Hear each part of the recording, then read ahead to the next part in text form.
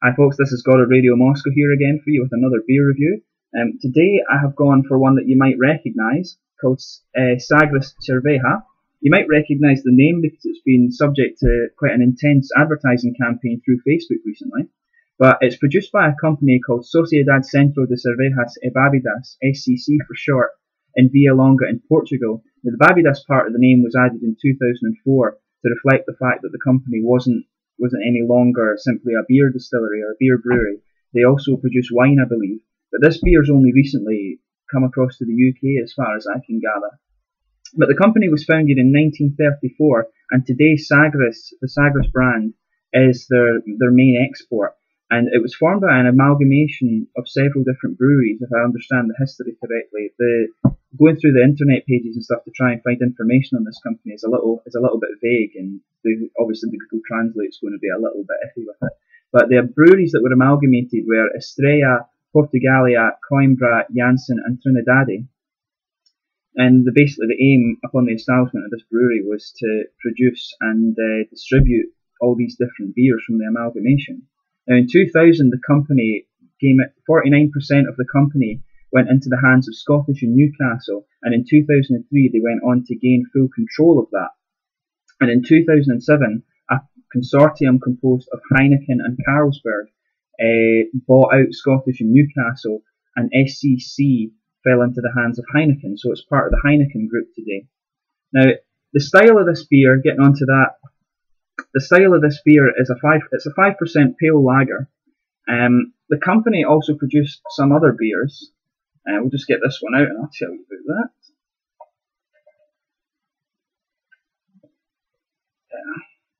The company also produced some other beers here. Just look at my notes here. The other one, they have a Preta, which is a dark Munich type beer, and they also have a Bohemia, which is an Auburn fruity type beer, and they've also got a few non-alcoholic varieties, which I believe there's a lime version, and they also do some other ones for special occasions. And one recently was, I think it was the 175th or 170th anniversary of Trinidade, and it was a special type of the Bohemia beer, the Auburn beer.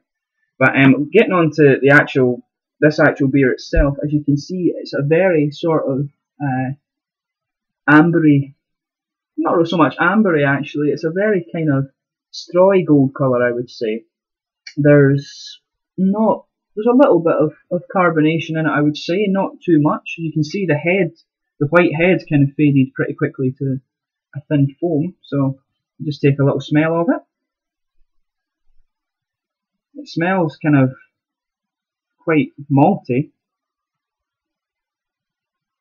It doesn't have that much of a strong smell to it, actually, I would say. You can smell a little bit of graininess in it. And there's a little hint of grassiness there. It smells quite like a German Pilsner, like some of the other Pilsners that I've reviewed before. It smells quite like that. I'll just give it a little taste.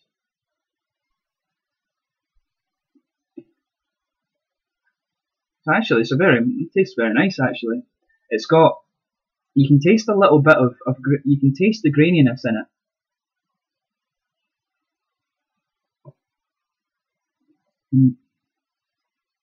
You can detect the sort of malt tones as well. You can get some of the malt in it. The hops themselves aren't very prominent. This is more of a kind of malty beer, I would say. It's very light. And it goes down very, very smoothly, and it's got a very, very fresh taste to it, which is quite typical of a lot of Southern European beers. I would say the hops in this one really aren't very prominent, which is that makes it a bit different from like Italian beer and Spanish beer, for example. It's quite typical of the Southern European beers to have quite the hops to be quite prominent in it, I would say. But yeah, it's very light bodied. There's a slight graininess to it. The hops aren't prominent. It's very fresh and very crisp. Actually, I really like this one. I'd say it seems to me like a beer for a hot day. It reminds me a lot of to me this one tastes like a German Pilsner. which I quite like German Pilsner, so that's probably why I quite like this one.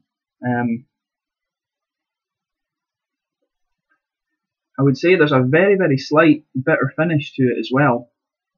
Like I say, I'm quite surprised by this one. I really like it. I would say it's probably ideal for a hot summer's day. Like I say, it's kind of, to me, this reminds me more of a German Pilsner than anything else. It's a really nice drinking beer, ideal for a hot summer's day. Like I say, it's very unusual for. It's not what I would have expected from a Portuguese beer, because it's more reminiscent of a German Pilsner than the likes of the Italian beers, which have that stronger hoppy element to it.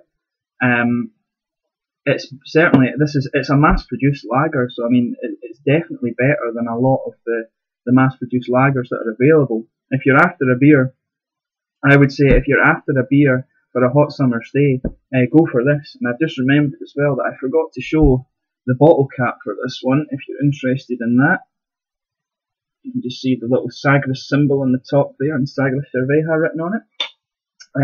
But yeah, basically, if you want a beer for a nice hot day, it's slightly different from a German Pilsner, and it's quite unusual, I would say, for a Southern European beer. But it's definitely better than a lot of the mass-produced lagers that you can get around today. So I would say give this one a shot on a hot day.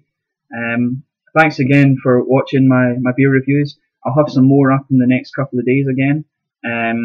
Subscribe, let me know what you think of this beer yourself when you taste it, and I'll have more up again in a few days. Thanks for watching again. Cheers.